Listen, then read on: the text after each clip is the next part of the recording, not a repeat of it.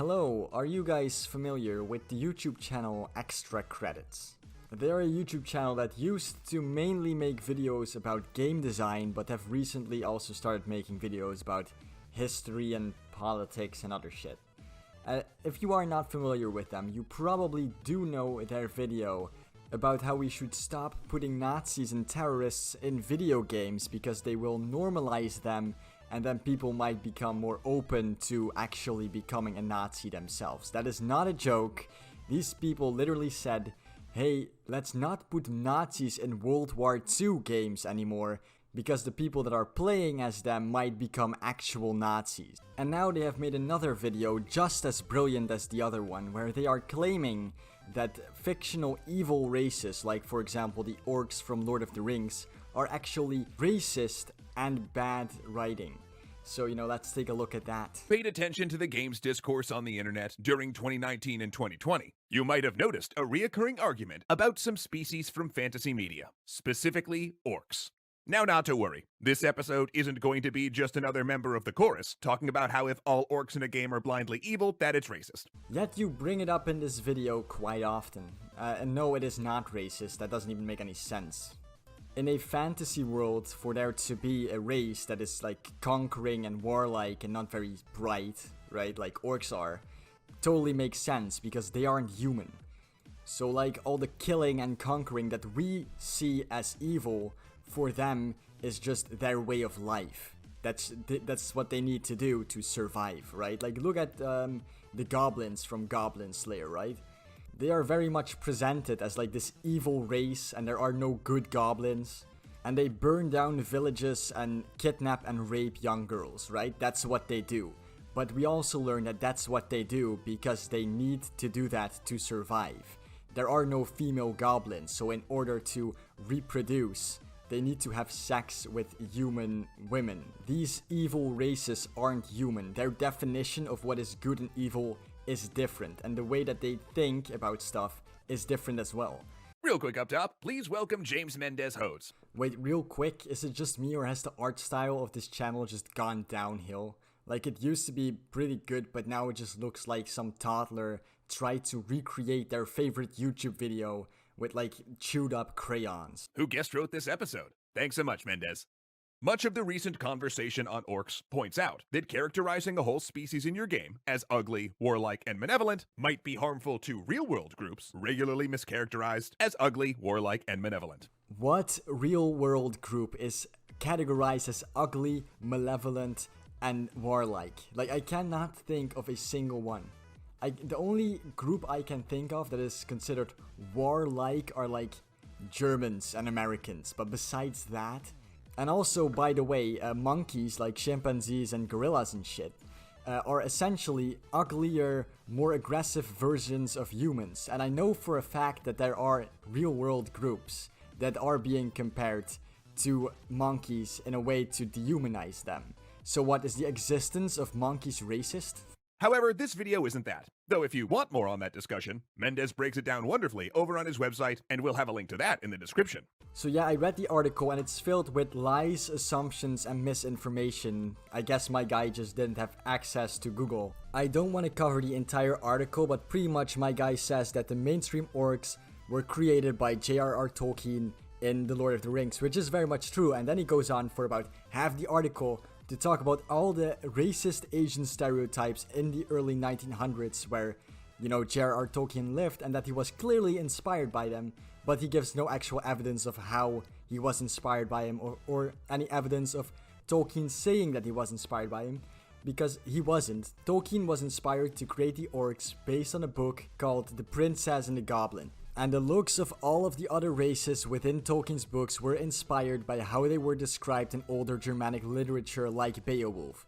They were not based on racist Asian stereotypes. When designing a game's world and populating it with fictional species, a designer might be tempted to differentiate them from one another by certain inalienable qualities, like their moral alignment, violent versus peaceful, law versus chaos, good versus evil, and the like. It's a common trope in speculative fiction, but especially in the context of a game, painting an entire species with the same moral brush actually weakens the entire thing.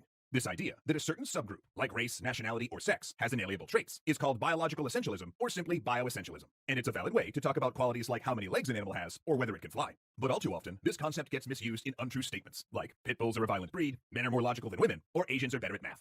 What do you mean as a totally valid way of categorizing different species from one another? Like, yeah, maybe not within humans, but humans are far more complex than, for example, the pit bulls that you mentioned. Like, yeah, there are kind pit bulls out there that love humans. I'm not saying that, but in general, pit bulls tend to be way more aggressive than other types of dogs. Now, chances are, if a game is set in the real world, that the designers are avoiding these tropes because they aren't real, as multiple fields of societal and hard science can readily prove to you. But speculative fiction offers us an opportunity to reify or make real various things which don't exist, or to exaggerate things which do. Now, bioessentialism is a tempting idea in fantasy for some of the same reasons as it is in the real world. Because to our human minds, broad generalizations are comforting. They reduce the world to simple cut and dry categories. All orcs bad, all elves good, root for these folks, not for these folks. I mean, I think it's weird that you're doing this thing where you're projecting human values onto these fantasy creatures, as in to humans, this and this and this is evil, therefore this species is evil. But from the orcs' perspective, what they are doing is just their way of life. That's how they survive. It's not evil. It's like the earlier example I gave with the goblins from Goblin Slayer. It's what they do to survive. To them, what they're doing isn't evil.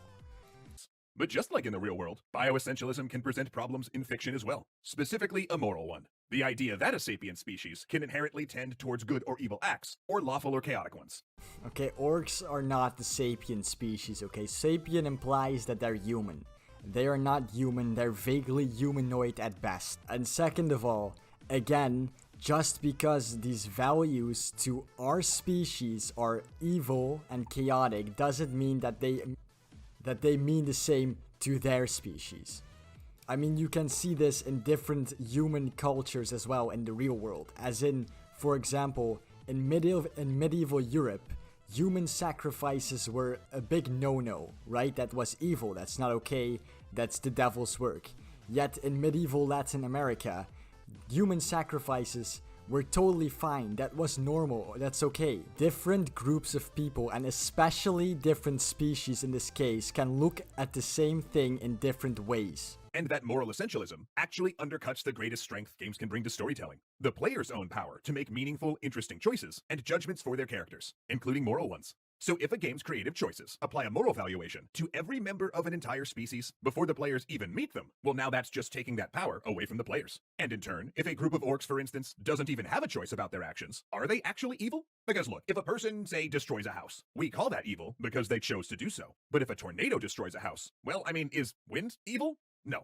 Therefore, if a game's world building chooses to program every member of a species to destroy, aren't they more like the tornado? What the fuck? That makes zero sense whatsoever. So, for example, right, the Nazi soldiers in a Call of Duty World War II game, right? None of them are evil because, you know, the programmers programmed them to be evil. They didn't make that choice on their own, therefore, they're not actually evil. That's dumb, that's retarded. That goes for every group or every species in any book, video game, movie ever made. Okay, they never decided for themselves. That doesn't make sense. What the fuck are you talking about? Now, if the player's characters are able to make moral choices, but an entire class of NPCs is inherently evil regardless of their choice, then the game is either telling the player that moral choices don't matter, or it's simply driving a wedge between the player's morality and the morality that applies to the rest of the world, blocking the player from further becoming a part of it.